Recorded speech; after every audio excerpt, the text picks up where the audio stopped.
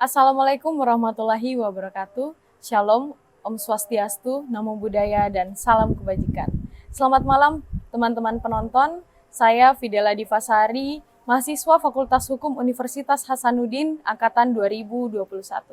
Saya sebagai host yang akan memandu podcast yang membahas seperti apa proses peradilan militer mulai dari tahap penyelidikan hingga tahap putusan.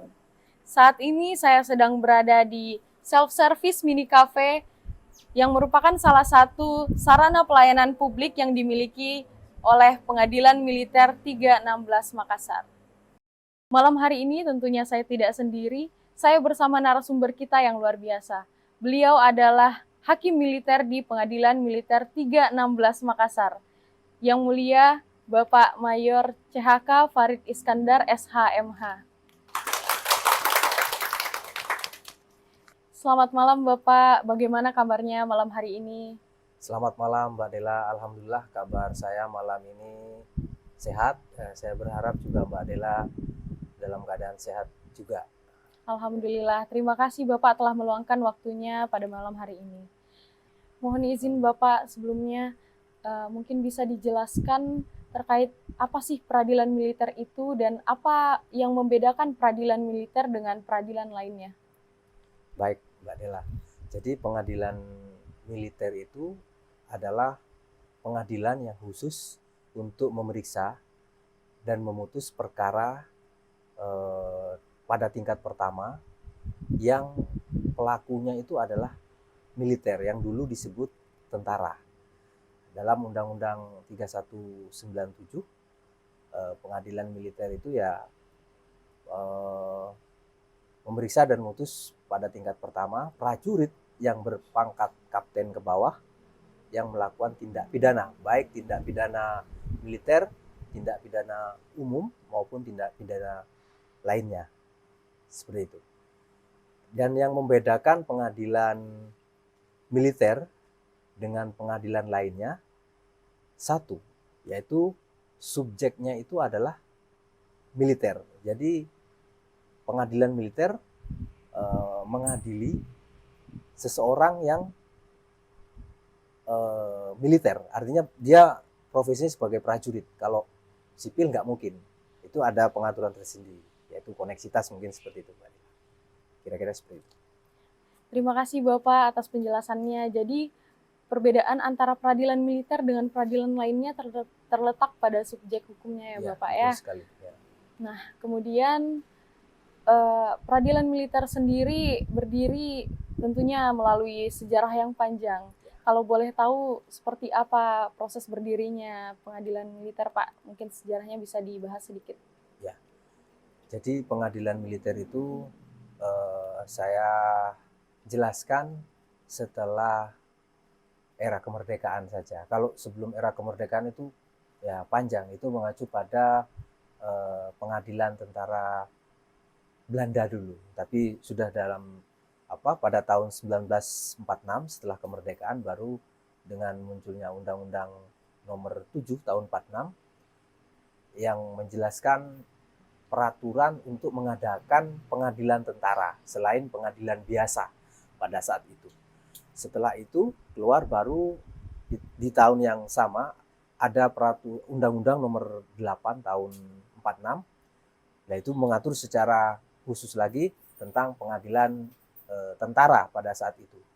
Sehingga pada saat setelah era kemerdekaan tentara jika melakukan kejahatan atau pelanggaran diadili di pengadilan tentara selain pengadilan sipil. Seperti itu. Setelah itu sampai sekarang dengan undang-undang yang terakhir, Undang-Undang 3197, setelah mengalami beberapa perubahan, baik itu istilah dari tentara menjadi prajurit, ABRI dulu, sampai sekarang militer. Nah, itu mengalami sejarah yang panjang memang. Setelah terakhir itu waktu itu masih di bawah Mabes TNI. Dalam hal ini Badan Pembinaan Hukum sebagai supervisi.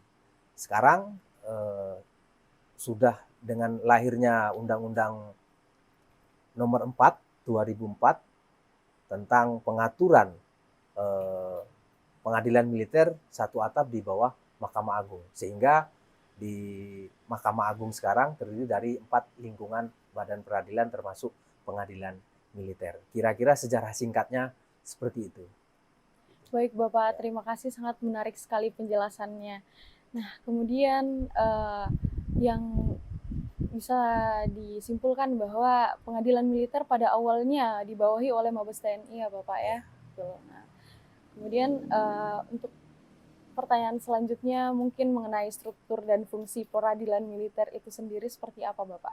Ya, berbicara struktur organisasi, jadi berangkat dari tadi penjelasan saya yang pertama, secara organisasi pengadilan militer itu masih personelnya itu dari pembinanya masih Mabes TNI. Karena untuk pangkat, pendidikan, segala macam mengacu atau bersandar pada regulasinya di Mabes TNI. Sedangkan organisasian menyangkut tugas pokok kesehariannya di bawah Mahkamah Agung. Adapun struktur organisasi di di pengadilan militer ini untuk tingkat pertama kan ada 2 tingkat. Tingkat pertama, tingkat banding. Tingkat banding itu ada 2, yaitu tingkat militer tinggi dan militer utama. Kalau tingkat pertama itu struktur organisasinya dipimpin oleh Kepala Pengadilan Militer, disingkat Kadilmil, dan di bawahnya ada Wakil Kepala Pengadilan Militer, Wakadilmil. Terus secara struktural juga ada sekretaris, itu yang membidangi masalah non teknis, dan panitra, itu masalah teknis. Dan masing-masing bagian tadi, kesekretariatan juga membawahi staf-stafnya. Di situ ada 3 kasub, kasub umum, keuangan, terus kasub kepegawaian, dan organisasi tata laksana, serta yang satunya Kepala Subbagian Bidang Perencanaan, Teknologi, dan Informasi, disingkat PTIP. Itu untuk sekretariatan. Sedangkan untuk kepanitraan dipimpin oleh seorang panitra. Panitra itu juga membawahi 2 panitra muda hukum dan panitra muda pidana. Dan ada juga panitra pengganti, itu secara fungsional. Dan di bawah-bawahnya lagi banyak stafnya. Dan di pengadilan militer juga ada pegawai negeri PPNPN istilahnya, honorer, biasa disingkat PPNPN untuk honorer. Seperti itu secara organisatoris. Untuk pengadilan militer tingkat pertama. Untuk pengadilan militer tingkat banding, tingkat tinggi, itu lain lagi. Jadi berbeda ini ya, sampai pengadilan militer utama. Mungkin yang perlu diketahui ya di tingkat pertama, karena di sini Pengadilan Militer 316 Makassar adalah salah satu pengadilan militer tingkat pertama yang berada di bawah Pengadilan Militer Tinggi 3 Surabaya. Di sini salah satunya di Makassar. Kira-kira seperti itu Mbak Dela penjelasannya. Baik, terima kasih Bapak. Seperti itu kira-kira penjelasan terkait struktur dan fungsi peradilan militer ya Pak.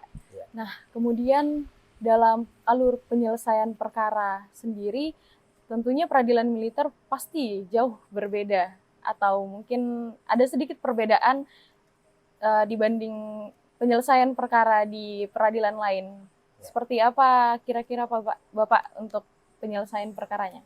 Baik Mbak Dela, memang seperti yang saya katakan tadi di awal perbincangan ini, bahwa salah satu yang membedakan pengadilan militer dengan pengadilan lainnya mengenai subjek. Salah satunya subjek hukumnya adalah harus seorang militer atau yang dipersamakan dengan militer.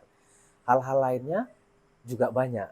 Nah, contohnya yang paling mendasar itu ada lembaga yang namanya kepaperaan. Kepaperaan artinya seorang papera itu adalah perwira penyerah perkara. Nah, ini ciri khasnya salah satu yang tidak dimiliki oleh 3 pengadilan lainnya. Jadi seseorang yang akan diadili, akan diperiksa di pengadilan militer, harus diserahkan berkas perkaranya dulu oleh lembaga yang namanya Papera tadi, perwira penyerah perkara. Kalau tidak ada dari penyerahan Papera yang dituangkan dalam surat Kepra, keputusan penyerahan perkara, tidak akan bisa dilaksanakan persidangan untuk prajurit tadi, sehingga harus ada skepra yang dikeluarkan oleh lembaga yang namanya Papera. Papera itu dijabat oleh pimpinan, itu sudah ada pengaturannya tentang kepaperaan ya, baik matra laut, darat, dan udara, itu masing-masing ada siapa yang bertindak sebagai paperanya di situ ininya. Dan satu hal lagi juga, ada keankuman juga di dalam peradilan militer seperti itu.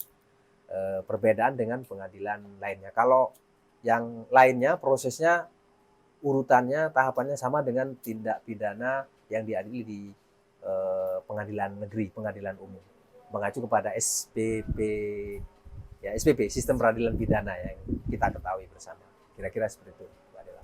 Baik, terima kasih Bapak. Saya rasa terletak perbedaan di subjeknya, kemudian Papera dan salah satu ya, tapi sebenarnya banyak hal lainnya juga ininya. Baik juga uniform juga yang dipakai berbeda dengan itu. Cuman yang paling fundamental adalah subjeknya itu adalah harus seorang militer, prajurit, dan ada lembaga yang namanya kepaperaan tadi, seperti itu.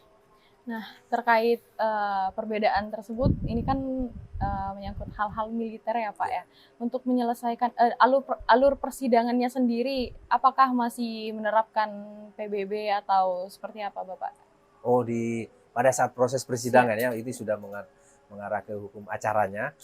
Jadi memang tata laksana persidangan itu juga berbeda dengan pengadilan lainnya. Karena militer itu adalah seorang prajurit yang memang disiplin, ditata ya. Jadi masuk ruang sidang juga harus berbaris, terus menghadap kepada majelis hakim juga harus ada BPM, penghormatan militer, dan juga ada laporan juga, seperti itu. Layaknya seorang militer, seperti itu. Itu juga tidak ditemui di pengadilan lainnya. Kalau di pengadilan negeri ya masuk biasa saja seperti itu, tanpa ada ininya. Itu salah satu atau beberapa yang tadi ya, yang sudah saya sebutkan perbedaan-perbedaannya dengan pengadilan lainnya. Kalau tahapannya sama ya, mengacu kepada SPP tadi, sistem peradilan pidana, SPPM militer gitu ya. Baik Bapak, saya rasa sangat menarik penjelasannya terkait alur penyelesaian perkara di pengadilan militer.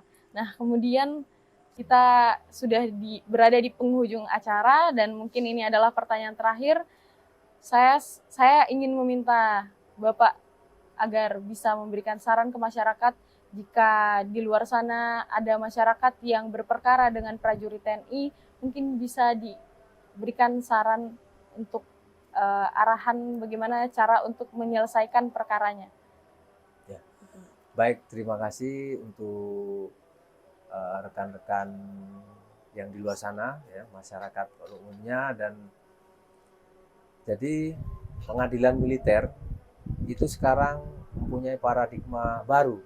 Jadi tidak seperti pengadilan militer yang rata-rata kesan masyarakat dahulunya itu menyeramkan, ada kesan tertutup atau menyeramkan atau menakutkan. Tapi sekarang, di era sekarang, pengadilan militer boleh dihadiri oleh setiap lapisan masyarakat yang ingin mencari keadilan, atau juga ingin memperoleh informasi, ataupun juga hanya sekedar untuk penelitian baik akademis, dipersilakan. Dan terlebih jika ada perkara yang bersinggungan dengan prajurit, lapor saja kepada pihak yang berwajib, dalam hal ini polisi militer sebagai penyidik terhadap hal-hal yang telah dirugikan oleh prajurit itu sendiri. Kira-kira tersebut.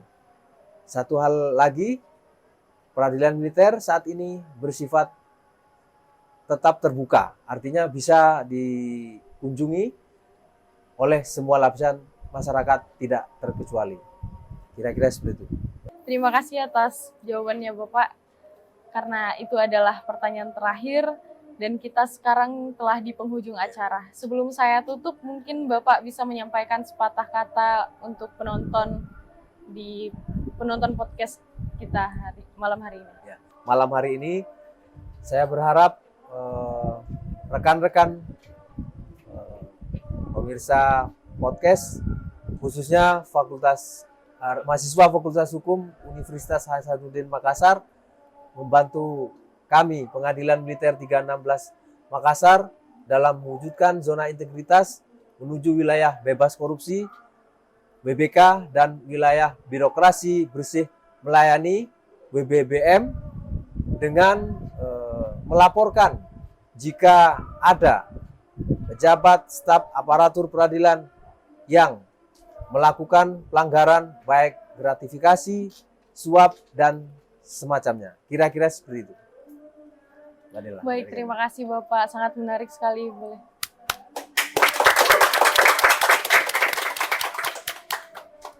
Seperti itulah podcast kita malam hari ini. Terima kasih untuk teman-teman penonton.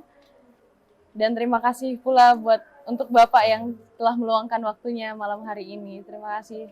Saya tutup. Sekian. Wabillahi taufiq wal hidayah. Wassalamualaikum warahmatullahi wabarakatuh.